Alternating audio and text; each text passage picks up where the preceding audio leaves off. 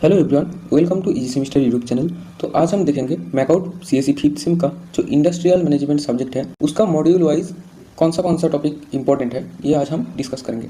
ठीक है, इसके साथ साथ मैंने प्रीवियस ईयर क्वेश्चन भी अटैच कर दिया हो। ठीक है, तो उसके लिए कहीं और जाने का जरूरत नहीं है, आप यहाँ से ही प्रीवियस ईयर क्वेश्चन ले सकते हो। ठीक है, तो फर्स्ट मॉड्यूल से आपको पूछ सकता है मोरल फैक्टर्स के बारे में। ठीक है, और relationship between moral and productivity. ठीक है, और पूछ सकता है जॉब सेटिस्फैक्शन, ये बहुत इंपॉर्टेंट टॉपिक है जॉब सेटिस्फैक्शन, और division of labour and span of control. ठीक है, ये टॉपिक इंपॉर्टेंट है।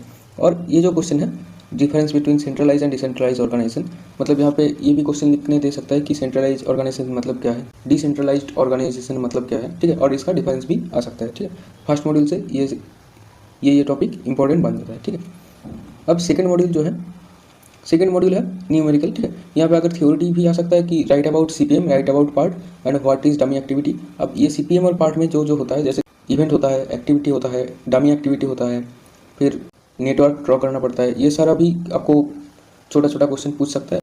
और सीपीएम और पार्ट रिलेटेड आपको न्यूमेरिकल्स भी आ सकता है। इस मॉड्यूल को छोड़ना नहीं है। ठीक है, इस मॉड्यूल बहुत इंपॉर्टेंट है, यहाँ से 15 से 20 मार्क्स आएगा और ये 15 से 20 मार्क्स लाना बहुत ईजी है। ठीक है, अगर आप सीपीएम और पार्ट का न्यूमेरिकल्स देख लेंगे तो बहुत ईजिली आपका 15 से 20 मार्क्स आ जाएगा।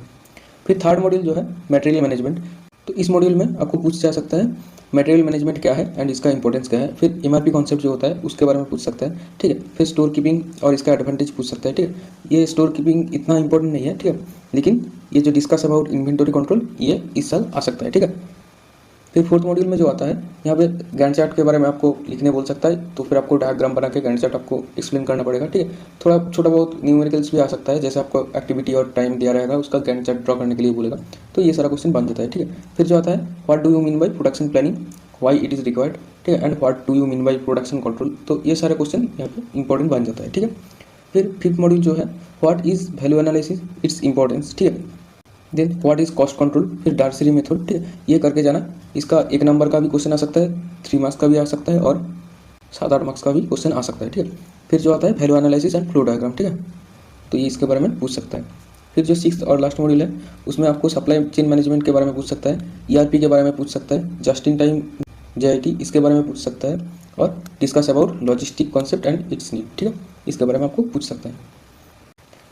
फिर जो आता है हमारा प्रीवियस ईयर क्वेश्चन, तो यहाँ पे ये जो है 2025 का क्वेश्चन है। ठीक है, ये जो है ये 2024 का क्वेश्चन है, और ये जो है ये 2023 का क्वेश्चन है। ठीक है, तो प्रीवियस ईयर क्वेश्चन आपको करके जाना है। ठीक है, प्रीवियस ईयर क्वेश्चन एग्जाम के लिए बहुत इंपॉर्टेंट होता है। अगर आप 3 साल का प्रीवियस ईयर क्वेश्चन करके जाएंगे तो आपको यहाँ से 30 to 40 मार्क्स कॉमन मिल जाएगा। ठीक है, ये सब्जेक्ट जो है इतना भी टफ नहीं है, बस आपको थोड़ा सा जानना पड़ेगा कि ये चीज़ क्या होता है और आप आसानी से लिख सकते हो। ठीक है, और ये जो है ये और एक रह गया था 2023 का, तो ये जो है इसका क्वेश्चन है। तो इस वीडियो के लिए इतना ही था।